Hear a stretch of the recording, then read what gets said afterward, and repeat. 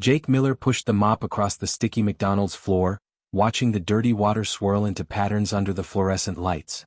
It was 2:47 a.m., and he was the only person left in the restaurant. His manager had left an hour ago, trusting him with the keys like always. Jake didn't mind the late shift. It paid an extra $1 per hour, and right now, every dollar mattered. His studio apartment rent was due in 3 days, and he was still $40 short. The heating had been acting up, and winter in Detroit wasn't kind to anyone, especially not to a guy living paycheck to paycheck. But Jake had learned not to complain. Complaining didn't pay bills.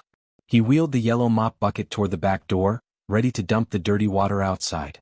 The night air hit him like a slap when he stepped into the alley. Cold. Sure. The kind of cold that made your bones ache.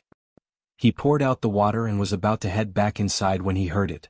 Scratch, scratch, scratch. Jake froze. Detroit alleys at 3 in the morning weren't exactly safe. Could be a raccoon. Could be a rat. Could be something worse. He'd seen enough weird stuff in this neighborhood to know better than to go looking for trouble. But the sound came again. Weaker this time. Almost desperate. Jake grabbed his phone and turned on the flashlight. The beam cut through the darkness, bouncing off dumpsters and trash bags. He moved slowly, his heart beating faster than he wanted to admit. The scratching was coming from behind the big green dumpster, the one that always smelled like rotting French fries. He peered around the corner and stopped breathing. There, wedged between 2 soggy cardboard boxes, was something that shouldn't exist. At first, Jake thought it was a bird. But birds didn't have scales. Birds didn't shimmer like oil on water, colors shifting from deep blue to silver to gold in the beam of his flashlight. Birds didn't have tiny wings that looked like stained glass windows. The creature was small, about the size of his neighbor's cat. But it was definitely not a cat. Its scales caught the light in a way that made Jake's eyes hurt if he stared too long. 4 legs, each ending in tiny claws that scratched weakly at the cardboard. A tail that curled around its body. And wings. Actual wings, folded against its back, so thin he could almost see through them. But what made Jake's chest tighten was the blood. Dark liquid seeped from a wound on the creature's side, matting down the beautiful scales. And its eyes. God, its eyes. They were gold. Pure gold. And they looked at Jake with an intelligence that made his skin prickle. This thing understood it was dying. "Hey little guy," Jake whispered, crouching down slowly. "What happened to you?" The creature made a sound. Not quite a purr, not quite a whimper. Something in between. Its golden eyes blinked slowly and Jake saw exhaustion there. And hunger. Terrible, desperate hunger. Jake knew that look. He'd seen it in the mirror often enough during his first year after his parents died, when he was 18 and suddenly alone, trying to figure out how to survive. He knew what it felt like to be abandoned and starving. He made a decision that would change everything. "Hold on," he said. "Just hold on." Jake ran back inside the McDonald's. His hands shook as he grabbed the container of leftover chicken nuggets from the warmer. They were supposed to be thrown out anyway. He added a handful of fries and ran back to the alley. The creature hadn't moved. Its breathing was shallow, rapid. Jake knelt in the dirty snow and broke a nugget into small pieces. He held one out carefully. "Come on. I know you're hungry." The creature's nostrils flared. Its head lifted slightly. Then, moving faster than Jake expected, it snatched the piece from his fingers. The nugget disappeared in one gulp. The creature looked at him again and Jake swore he saw hope in those golden eyes. He fed it piece by piece. The nuggets first, then the fries. The creature ate like it hadn't seen food in weeks, which Jake suspected might actually be true. As it ate, some strength seemed to return. Its breathing steadied. The colors in its scales grew brighter. But the wound was still bleeding. And it was freezing out here. Jake looked at the creature. Looked at his beat-up Honda Civic parked nearby. Looked back at the creature. This was insane. He didn't know what this thing was. Could be dangerous. Could be diseased. Could be someone's weird illegal pet that escaped. But those eyes. That hunger. That desperate scratch of claws against cardboard, just trying to survive one more minute. Jake took off his jacket, shivering immediately as the cold hit his thin work shirt. He carefully wrapped the jacket around the creature. It was warm from his body heat, and the creature seemed to relax into it, making that strange purring sound again. "Okay. New plan. You're coming with me." He lifted the bundle carefully. The creature weighed maybe 10 pounds, lighter than he expected. It didn't struggle. Just looked up at him with those impossible gold eyes, trusting him completely.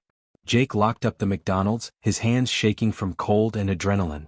He put the creature in the passenger seat of his Civic, cranking the heat as high as it would go. The drive to his apartment took 15 minutes. The whole time, Jake kept glancing over, half expecting the thing to vanish, to prove this was all some exhausted hallucination. But it was real. And it was looking at him like he was the most important person in the universe. Jake's apartment was on the 3rd floor of a building that had seen better days. He carried the bundled creature up the stairs, praying his neighbor Mrs. Rodriguez wasn't awake. She already complained about everything. A mysterious glowing creature would probably push her over the edge. Inside his tiny studio, Jake laid the creature on his bed. Under the lamplight, it looked even more impossible. The scales had depth to them like looking into deep water. The wings, now that he could see them properly, had veins of color running through them like lightning frozen in glass. Jake found his old first aid kit, the one he'd bought after slicing his hand at work last year. He had bandages, antibiotic ointment, and some gauze. Not exactly equipped for alien creature care, but it was what he had. Okay, buddy. This might sting. He cleaned the wound as gently as possible. The creature flinched but didn't pull away. Up close, Jake could see the cut was deep but clean, like something had sliced it with a blade. He applied ointment and wrapped gauze around the creature's midsection. It looked ridiculous, this magical thing with a bandage like it had gotten hurt in gym class. But the creature seemed grateful. It curled up on Jake's pillow, those golden eyes watching him with an intensity that made him uncomfortable. Like it was memorizing him. Jake grabbed some old towels from his closet and made a nest on the floor. He carefully moved the creature into it. Immediately, it circled 3 times and settled down, tucking its tail around itself like a cat. The purring sound started again, softer now, almost content. Jake sat on the floor next to it, exhausted but too wired to sleep. His rational brain was screaming at him. This was crazy. This thing could be dangerous. Could be carrying diseases. It definitely wasn't from any pet store. But his heart, the part of him that remembered being alone and scared, that remembered what it felt like when someone finally showed him kindness, that part knew he'd done the right thing. "I'll call you Sparky," Jake said quietly. "Because of the way you shimmer. That okay with you?" The creature opened one golden eye, looked at him for a long moment, then closed it again. The purring continued. Jake finally crawled into bed, setting an alarm for his next shift in 6 hours. As he drifted off to sleep, he had no idea that 20,000 light-years away, an empress was mourning her lost son. He had no idea that he'd just saved the heir to an empire that spanned 100 worlds. He had no idea that his act of kindness would change not just his life, but the fate of humanity itself. All he knew was that something small and hurt had needed help and he'd given it.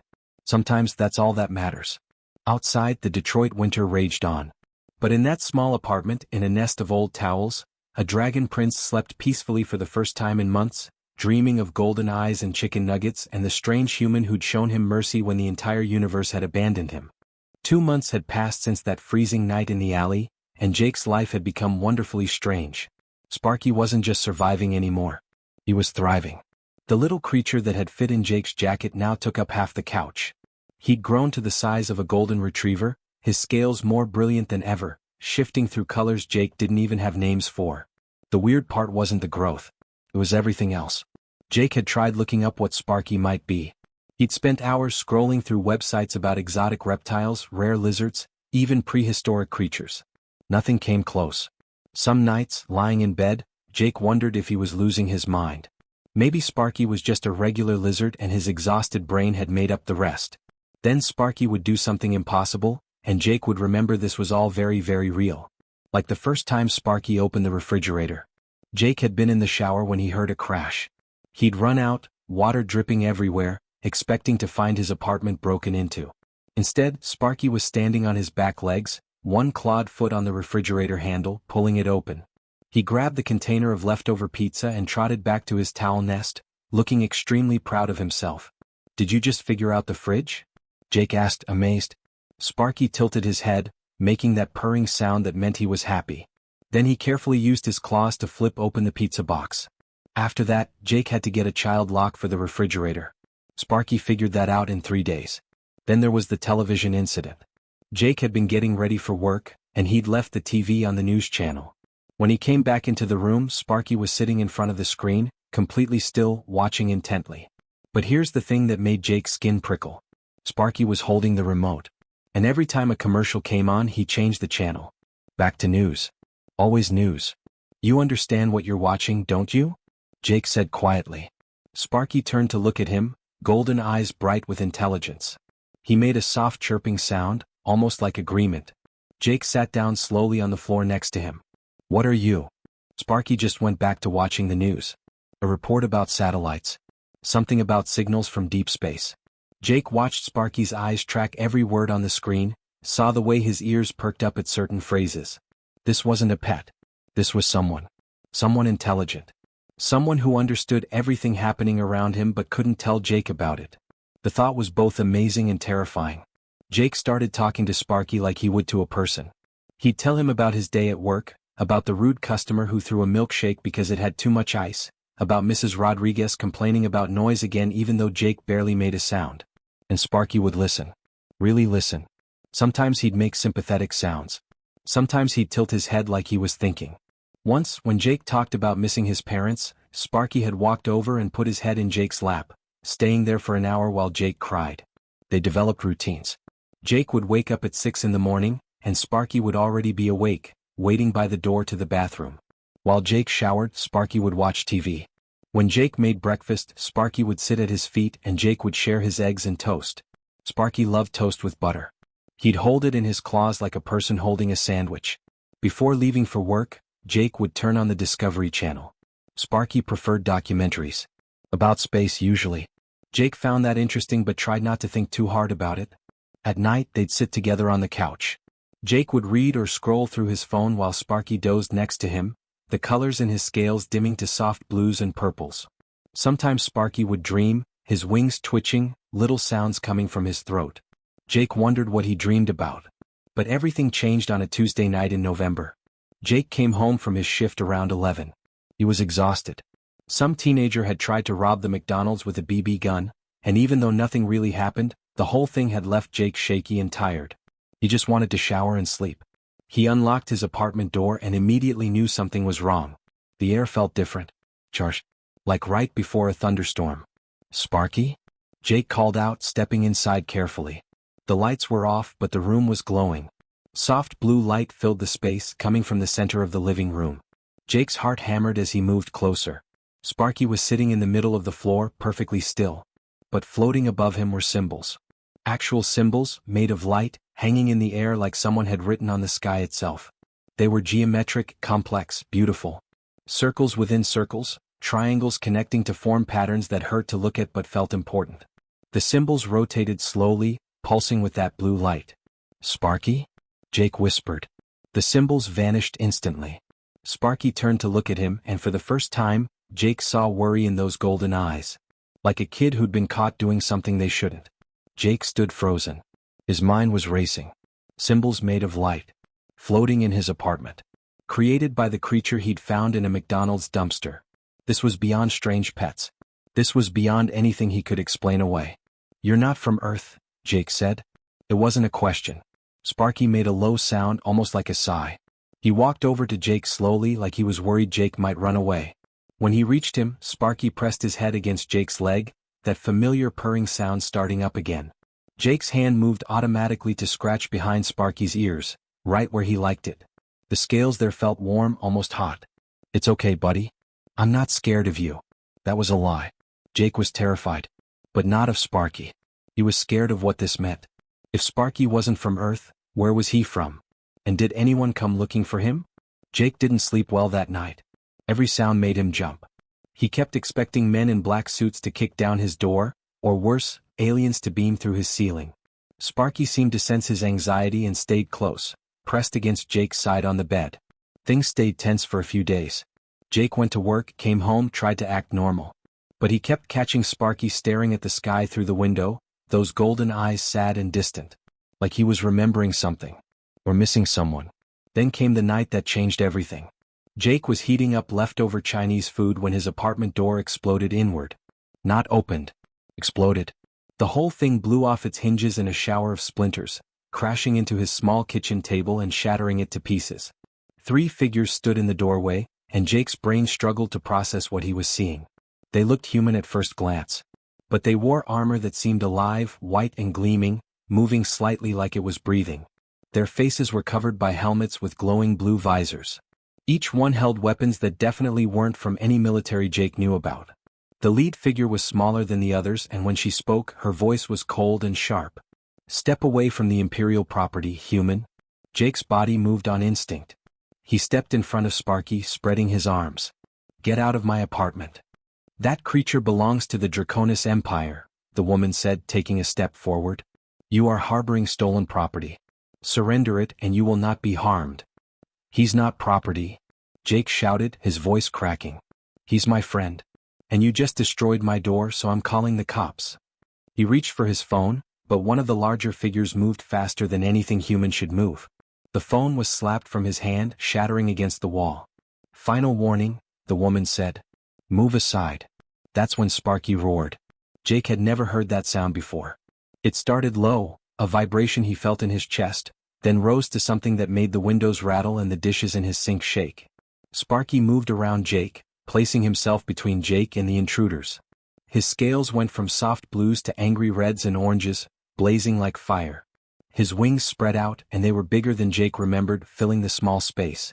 Energy crackled around Sparky's body, blue lightning dancing between his scales. His golden eyes burned bright enough to light up the room. The armored figures actually stepped back. "Prince?" one of them started to say. But Sparky lunged. His jaws clamped onto the lead woman's arm. She screamed, and her armor sparked and smoked where Sparky's teeth met it. He released her and spun toward the other two. A wave of pure force erupted from his body, throwing both soldiers backward through the destroyed doorway and into the hallway. They hit the opposite wall hard enough to leave dents. The woman scrambled backward, clutching her damaged armor. She looked at Jake, and even through the helmet, he could feel her fury. "The Empire will return, human. You cannot protect him. And when we come back, you will pay for this interference." Then she ran, followed by her two companions, their boots thundering down the stairs. Jake stood in his destroyed apartment, breathing hard, his whole body shaking. Sparky turned back to him, the energy fading, his scales returning to their normal colors. He walked over and pressed against Jake's legs, making worried sounds. Jake sank to the floor, his legs giving out. Sparky climbed into his lap, heavy and warm and real. Jake spent 3 days waiting for the world to end. He'd nailed plywood over his destroyed doorframe, telling Mrs. Rodriguez that someone tried to break in. She'd lectured him about living in a bad neighborhood, completely missing the burn marks on the hallway wall where those armored soldiers had hit. Those 3 days felt like living in a nightmare.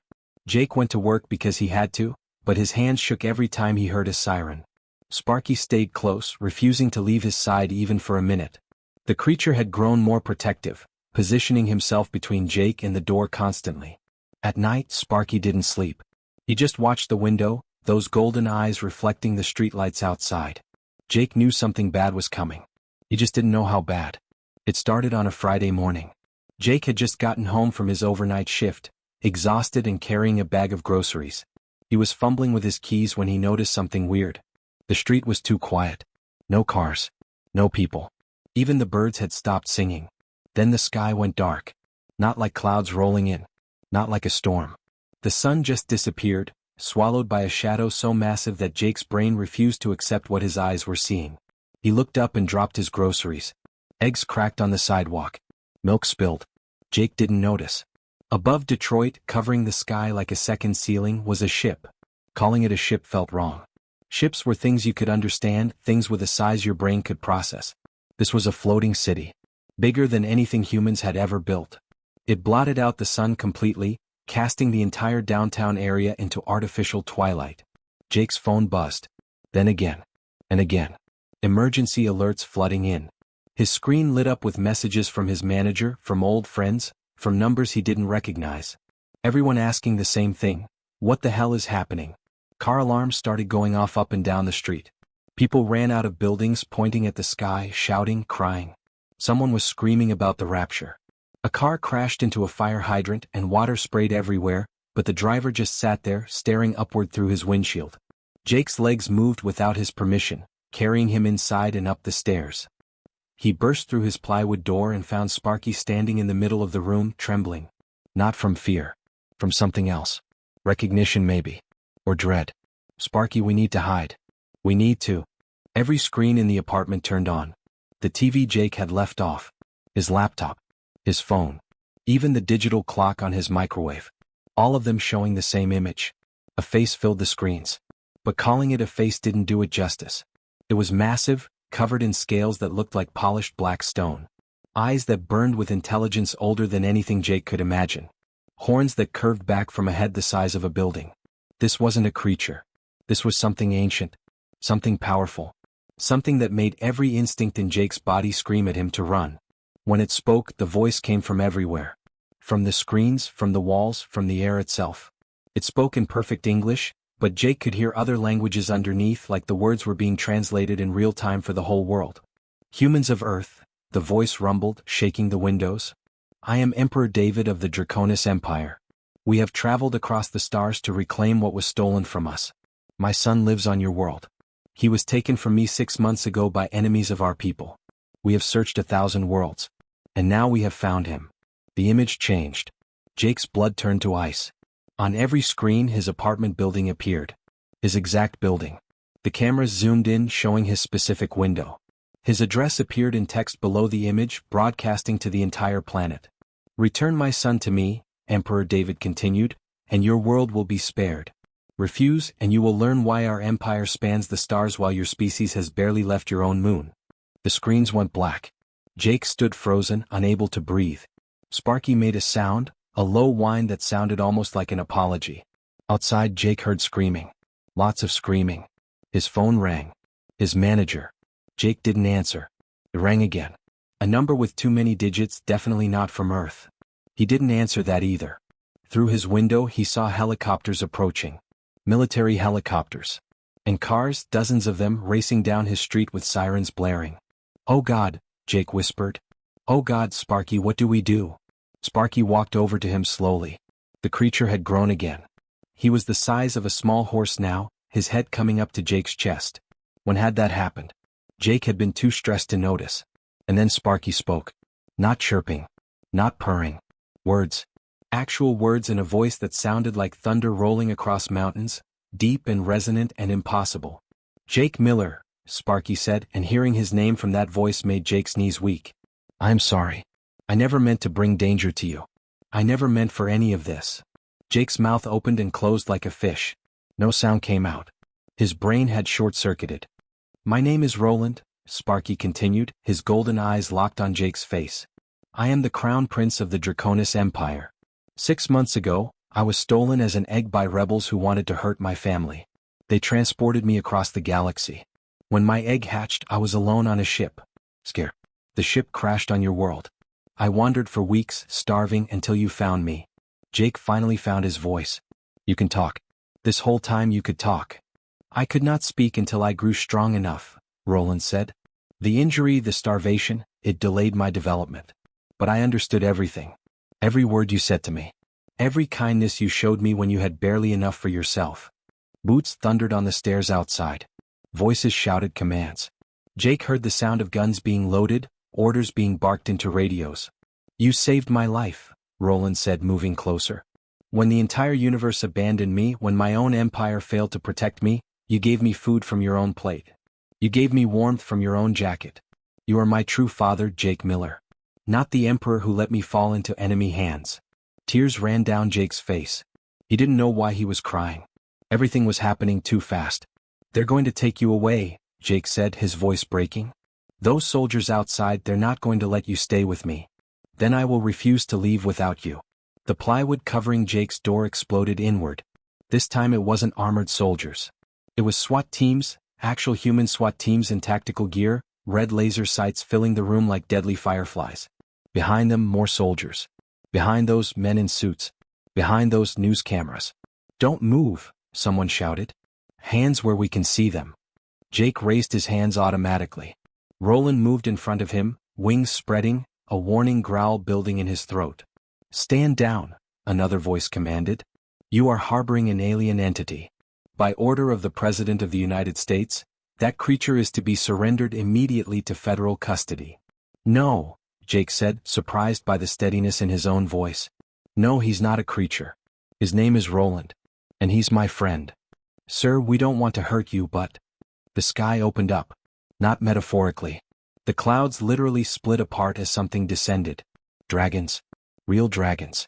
3 of them, each one the size of a city bus, scales gleaming like mirrors, wings that seemed to cut through reality itself. They landed in the street outside, crushing cars like tin cans under their weight. The SWAT teams scattered, shouting in panic. One of the dragons looked directly through Jake's window. Its eyes were the same color as Roland's. Gold. Ancient. Knowing. When it spoke, its voice filled Jake's mind without using sound. Prince Roland. It is time to come home. Roland's response was equally silent, but Jake heard it somehow, felt it in his chest. I will not leave Jake. He is pack. He is family. The human cannot come with you. Then I stay here. The dragon outside tilted its massive head, studying Jake through the window like he was a bug under a microscope. The Emperor wishes to meet this human who sheltered his son. Both of you will come. Before Jake could protest, before he could even think, the world lurched sideways. The apartment disappeared. The SWAT teams vanished. Everything went white and silent. When Jake's vision cleared, he was standing in a room that could fit a football stadium inside it. The floor was made of something that looked like crystal but felt solid as stone. The walls curved upward into a ceiling so high Jake couldn't see where it ended. And everywhere dragons. Dozens of them. Hundreds maybe. All staring at him. At the far end of the hall, on a throne carved from a single piece of black stone, sat Emperor David. Up close he was even more terrifying. Each of his scales was the size of Jake's hand. His claws could have torn through a tank. His eyes held the weight of centuries, of entire civilizations rising and falling. So, the Emperor rumbled, his voice shaking Jake's bones. You are the janitor who fed my son chicken nuggets. Jake's mouth was too dry to speak. Roland pressed against his side, supporting him. Speak, human, Emperor David commanded. Explain yourself. Explain why my son would risk our entire empire's discovery by refusing to leave you behind. Jake looked at Roland. Looked at those golden eyes that had trusted him from the very beginning. Looked at the creature, no, the person who had shared his tiny apartment, who had watched bad TV with him, who had learned to open the refrigerator and made him laugh on his worst days. Jake found his voice. Because he's my friend. And you don't abandon your friends. Not for anything. The throne room fell silent. Every dragon stared at Jake. Some looked amused. Some looked offended. Some looked curious. But Emperor David's expression was unreadable.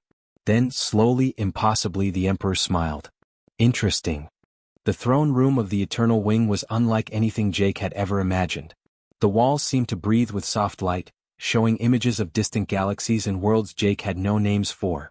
Hundreds of dragons filled the massive space, their scales creating a rainbow of colors that shifted and changed. Some were as small as Roland, others were massive enough to crush buildings. All of them were staring at Jake like he was something that had crawled out from under a rock. Jake felt incredibly small. And human. Very, very human. Bring the human closer, Emperor David commanded, his voice echoing through the chamber. Two dragons, each covered in silver scales that looked like armor, moved to flank Jake. They didn't touch him, but their presence made it clear he didn't have a choice. Jake walked forward on shaking legs, Roland pressed against his side the entire way. As they approached the throne, Jake noticed other figures standing near the Emperor. One was a dragon with deep purple scales that seemed to absorb light. She wore something that looked like a robe made of starlight, and her eyes were sharp and cold as she watched Jake approach. Next to her stood a massive red dragon whose scales looked like flowing lava. His posture screamed military, everything about him precise and controlled. Kneel before the Emperor, the purple dragon said, her voice dripping with disdain. Jake looked at her, then at Emperor David, then back at her. I don't kneel. The entire room went silent. You could have heard a pin drop. Several smaller dragons actually gasped. The red dragon's eyes narrowed dangerously. Roland made an urgent sound. Jake, please? No, Jake said firmly, looking directly at Emperor David. I'm not being disrespectful, sir.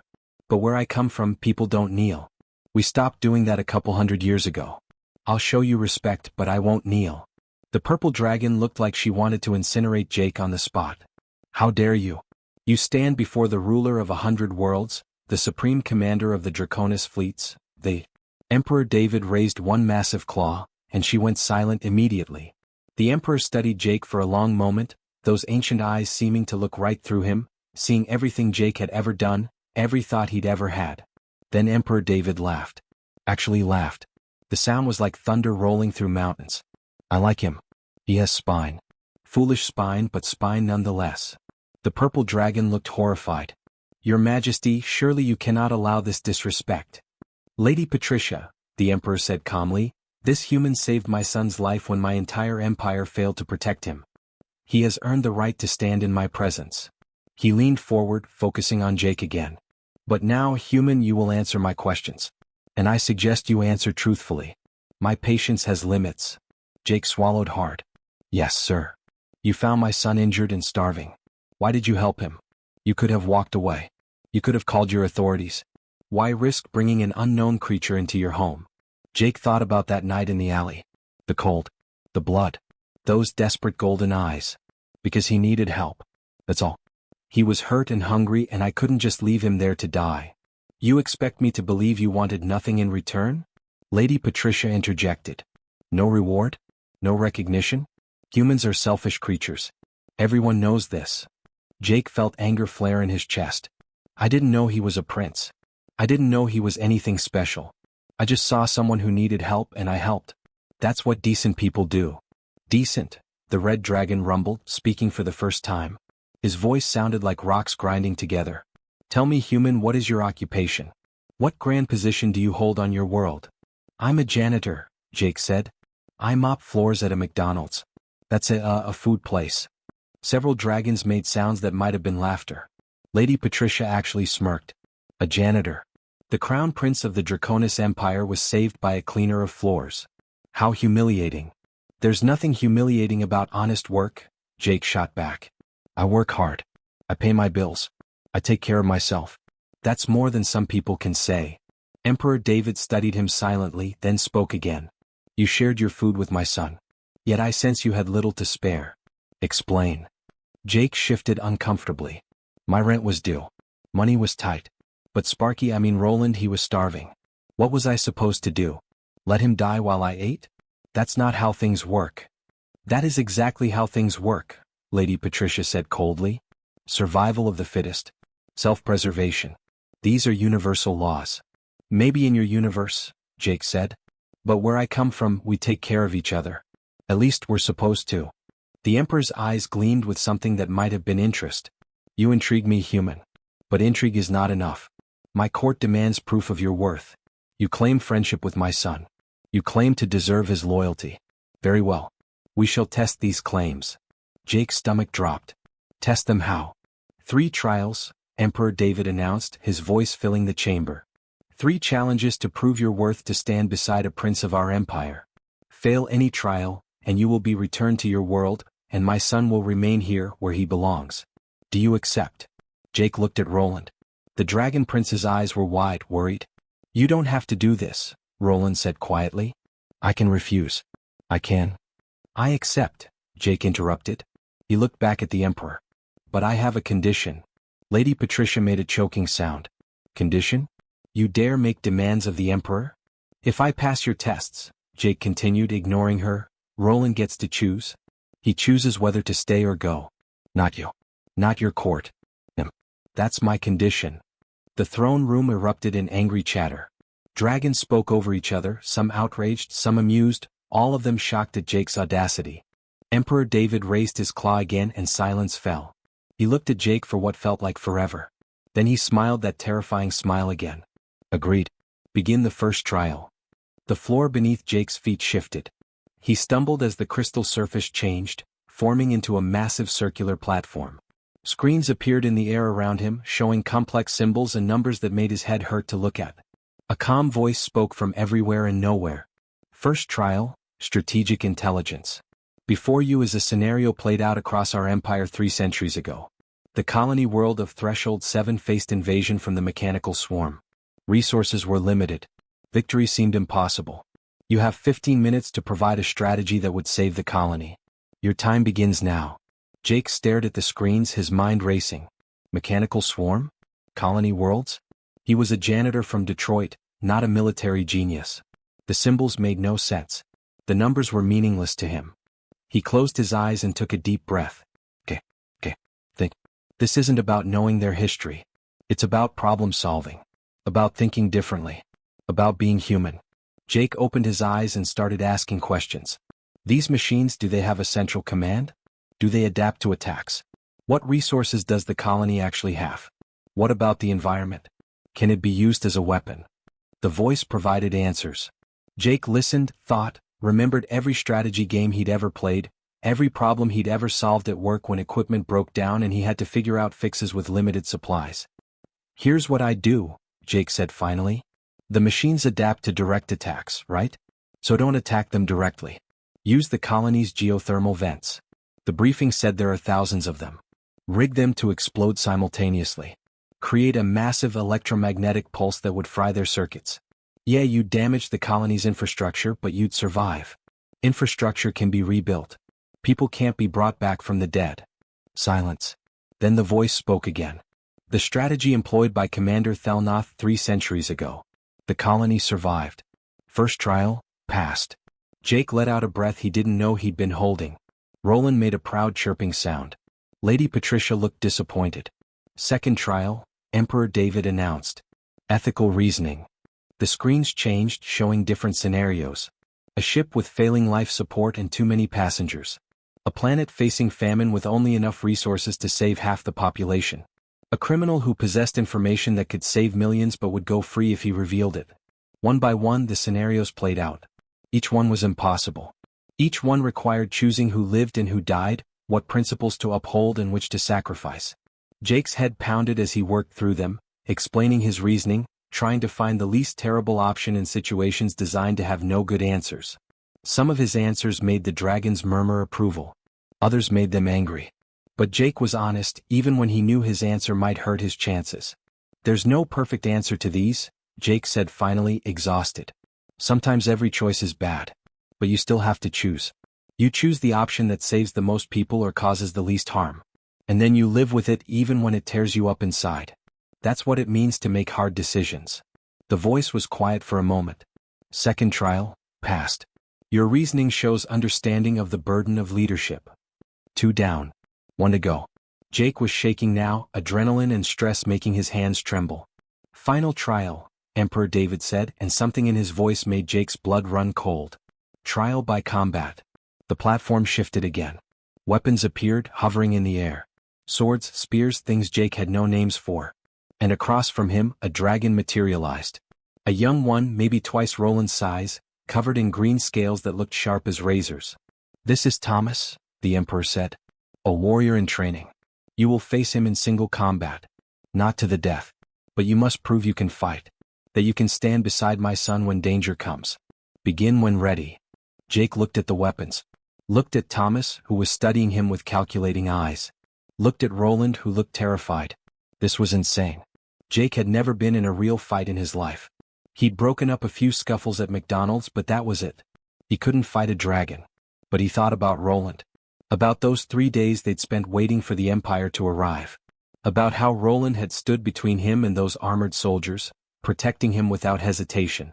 "I have a request," Jake said. "Roland fights with me. We're a team. That's the whole point, right? Testing if we can stand together?" Thomas made a rumbling sound that might have been a laugh. "The human wants help." "Typical. The human wants to show you what partnership looks like," Jake shot back. Emperor David considered this. Then nodded. "Granted. Roland may fight alongside the human. But know this, my son. If you fight truly. No holding back out of sentiment." Roland walked onto the platform, moving to stand beside Jake. "Together," he said quietly. "Together," Jake agreed. They were given a mech suit for Jake, something that amplified his movements and gave him protection. It wasn't enough to even the odds, but it was something. Roland explained the controls quickly, his voice steady and sure. When the fight began, it was chaos. Thomas was fast, skilled, brutal. But Jake and Roland moved together like they'd been doing this for years. When Thomas lunged at Jake, Roland was there, deflecting with his wings. When Roland was thrown back, Jake used the mech suit to tackle Thomas's legs, buying time for Roland to recover. They lost. Of course they lost. Thomas was trained for this. They weren't. But they fought well. They protected each other. They never gave up, even when it was obvious they couldn't win. When it was over, Jake was bruised and exhausted, the mech suit smoking and damaged. Roland was panting, one wing bent at an odd angle. But they were standing. Together. Thomas approached and bowed his head slightly. "You fight with honor. Both of you." Emperor David rose from his throne. The entire room watched as he descended the steps, each footfall making the floor tremble. He stopped in front of Jake and Roland. "You have passed all 3 trials, human. You have proven your mind, your heart, and your courage. The Emperor's eyes softened slightly. But more than that, you have proven something I did not test for. You have proven that you love my son. Not because he is a prince. Not because of what he can give you. But because of who he is. Jake felt tears on his face. He was too tired to be embarrassed. Emperor David's words hung in the air like a promise Jake was afraid to believe in. The massive dragon moved closer, his ancient eyes studying Jake with an intensity that made every instinct scream at him to look away. But Jake held his ground, one hand resting on Roland's scales for support. Our medical technology is far beyond what your world possesses, the Emperor said, his voice measured and careful. We have treatments that extend life. Slow aging. A human who receives these treatments could live for centuries. Perhaps longer. Jake's mind went blank. You're saying I could live as long as Roland? Not quite as long. Dragons are particularly long-lived. But you would have centuries together, not decades. The Emperor paused. However, such treatments are not given lightly. They are reserved for those who serve the Empire. For those who have proven their worth. Lady Patricia made a disgusted sound. Your Majesty, surely you cannot be considering offering imperial life extension to a human janitor. The precedent alone. The precedent, Emperor David interrupted, his voice sharp enough to cut steel, is that this human janitor accomplished what our entire military could not. He found my son. He saved my son. He protected my son. And he asked for nothing in return. That is worth more than 1,000 decorated soldiers who serve only for glory and reward. He turned back to Jake. I offer you a position, Jake Miller of Earth. You will serve as royal guardian and advisor to Prince Roland. You will receive life extension treatments. You will be given quarters aboard this vessel. You will help bridge the gap between your world and ours, for if Earth is to join the galactic community, it will need guides who understand both cultures. Jake couldn't breathe. This was too much. Too big. Yesterday he was worried about making rent. Today he was being offered a job advising alien royalty and living for centuries. His brain couldn't process it. I'm not qualified for this, Jake said weakly. I'm not smart enough. I'm not educated enough. I barely graduated high school. You possess something no amount of education can provide, the Emperor replied. Wisdom. Compassion. The ability to see past surface differences to the person underneath. These qualities cannot be taught, Jake Miller. Either you have them or you don't. You have them. Roland pressed against Jake, making hopeful sounds. Please say yes. Please, Jake. I can't lose you. Jake looked at his friend. His best friend. The creature who had changed his entire life just by being hurt in the wrong alley at the wrong time. Or maybe the right alley at the right time. Maybe everything had happened exactly as it was supposed to. Okay, Jake whispered. Yes. I accept. Roland made a sound of pure joy, jumping up and nearly knocking Jake over. The throne room erupted in conversation, some dragons pleased, others clearly unhappy. Lady Patricia looked like she'd swallowed something bitter, but she bowed to the Emperor's decision. However, Emperor David continued and Jake's happiness faltered. There was always a however.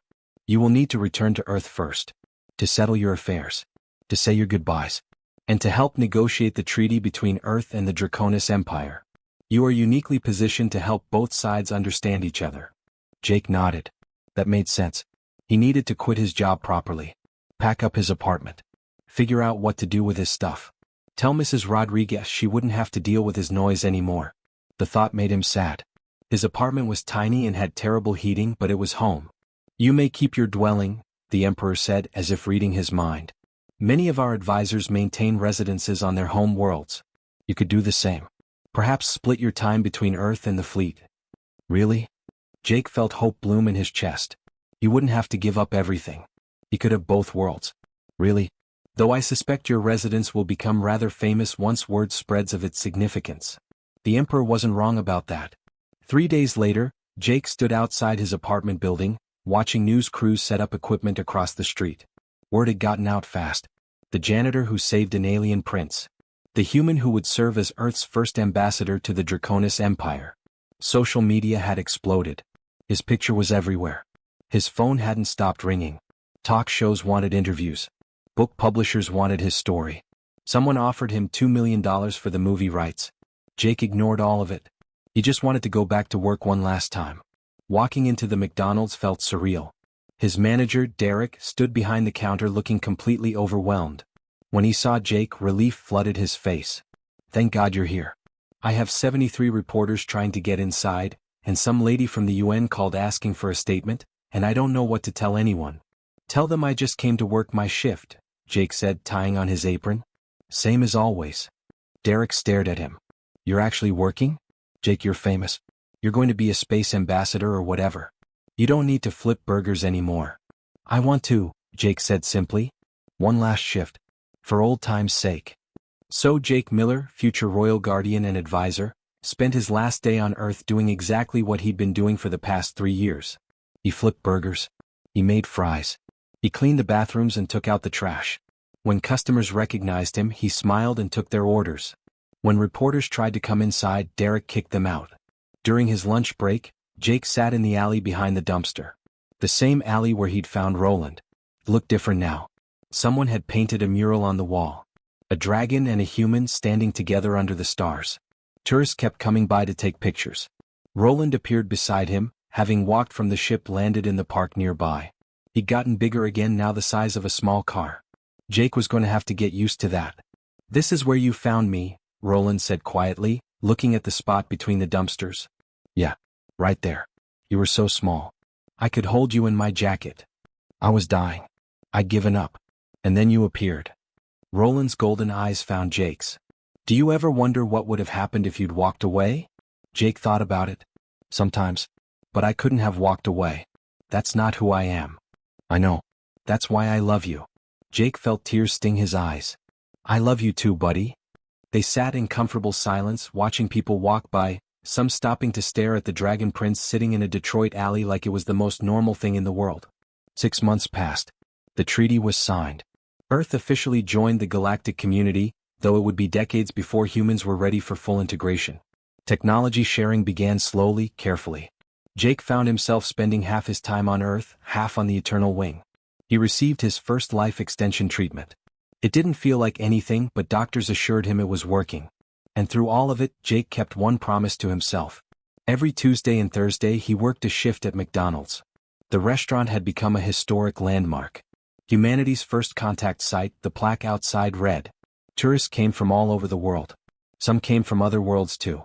Aliens waited in line for Big Macs, fascinated by human food. Jake worked the register, took orders, and explained to confused aliens that no, the ice cream machine was broken again, and no, he didn't know when it would be fixed. Some things were universal. One Thursday evening a family came in. Mother, father, 2 kids. The little girl, maybe 6 years old, stared at Jake with wide eyes. Mommy, is that him? Is that the man who saved the Dragon Prince? Jake smiled and crouched down to her level. Hi there. What's your name? Amy, she whispered, suddenly shy. Well, Amy, I did help a friend who needed it. But you know what? You can do that too. Anytime you see someone who needs help and you can safely help them, you should. That's how we make the world better. One kind act at a time. The little girl nodded seriously, like he'd told her the secret of the universe. Maybe he had. Her father looked embarrassed. Sorry? She's been talking about you nonstop since the news broke. You're her hero. I'm not a hero, Jake said automatically. I'm just a guy who did the right thing. That's what heroes are, the father replied. After the family left with their food, Derek came over, shaking his head. You know you don't have to work here anymore, right? You're literally a galactic ambassador. You have an apartment on a spaceship. You're going to live for centuries. I know, Jake said, wiping down the counter. But this is where it all started. This job, this place, it's part of who I am. Why would I give that up? Because most people would kill for what you have. The fame, the technology, the adventure. I didn't do any of this for fame or adventure. I just helped a friend. Everything else is bonus. Jake paused. Besides, this job keeps me grounded. Reminds me where I came from. That's important. That night, Jake locked up the restaurant for the last time that week. Roland waited outside, having spent the evening talking with curious humans who'd worked up the courage to approach him. The Dragon Prince had gotten good at public relations. They walked back to Jake's apartment together, the one he'd kept, the one that was now preserved as a historic site but still functioned as his home. The building had been renovated. Better heating now. Jake had made sure all the tenants got upgrades. Mrs. Rodriguez still complained about everything, but she did it with a smile now. Inside the small studio, Jake made tea while Roland curled up in the corner he'd claimed as his own. They'd expanded it, reinforced the floor, but otherwise kept everything exactly as it had been. I got a message from my mother today, Roland said, watching Jake move around the tiny kitchen. She wants to meet you properly. Have dinner. She's curious about the human who raised her son. Your mother is an empress. I can't have dinner with an empress. You had a trial by combat with a dragon warrior and told my father you don't kneel. I think you can handle dinner. Jake laughed despite his nerves. Fair point. He brought his tea over and sat on the floor next to Roland, leaning against the dragon's warm scales. Outside, Detroit hummed with its usual evening sounds. Car horns. Distant sirens. People shouting greetings. Normal city noise. But overhead, visible through the window, the eternal wing hung in orbit, a reminder that normal had changed forever. Do you regret it? Roland asked quietly. Your old life was simpler. Quieter. My old life was lonely, Jake replied honestly. I had a job and an apartment and not much else. Now I have you. I have purpose. I have a future I never imagined possible. He paused. The only thing I regret is that it took you almost dying for us to meet.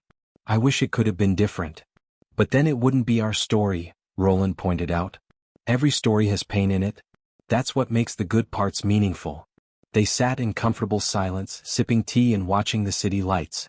Somewhere across town, a little girl named Amy was probably telling her family about meeting the Janitor ambassador. Somewhere in space, the Draconis Empire was preparing for the next phase of Earth's integration. Somewhere in the future, challenges and adventures waited. But right now, in this moment, in a small apartment in Detroit, two friends who'd found each other against impossible odds were simply together. And that was enough. Jake smiled, scratching behind Roland's ears where he liked it. Hey, you want to watch that cooking show? The one where people make cakes that look like other things. Obviously, Roland said, his tail thumping happily against the floor. But I'm picking the episode this time. You always choose the boring ones. They're not boring, they're sophisticated. They're boring. They argued good-naturedly while Roland used his tail to grab the remote, something he'd gotten very good at. The TV turned on, showing aliens and humans working together on some game show. The future happening in real time. Jake settled in warm and content. He'd started as a janitor who found a hurt creature in an alley. He'd become a guardian, an advisor, a bridge between worlds. But more than any title, more than any position, he was something simpler and more important. He was a friend. Roland's friend. And sometimes that's the most powerful thing anyone can be. Outside, the stars watched over Earth, full of possibility and promise. Inside, two souls who'd saved each other shared tea and terrible television. Life was strange and wonderful and unexpected. And Jake Miller, former janitor, current ambassador, eternal friend, wouldn't have changed a single thing. The end. However, Lady Patricia interjected, stepping forward, there remains one insurmountable problem, Your Majesty. The human's lifespan. He will die in mere decades. It would be cruel to allow Prince Roland to bond so deeply with someone who will leave him so soon. We must think of the prince's well-being. Jake's heart sank. She was right. He'd never thought about that. Roland would live for centuries, maybe millennia. Jake would be gone in 50 years if he was lucky. Then I'll leave, Jake said, his voice breaking. If it's better for Roland, I'll go. I don't want to hurt him. No. Roland roared. Jake, no. I don't care about years. I care about you. But she's right, Jake said, crying openly now. I'm going to die, Roland. Sooner than you. That's going to hurt you. Maybe it's better if we... If you finish that sentence, Roland said fiercely, I will never forgive you. You don't abandon family. You taught me that. Those were your words, Jake. Your words. Emperor David watched this exchange silently. Then he spoke and his voice was gentle. There may be a solution.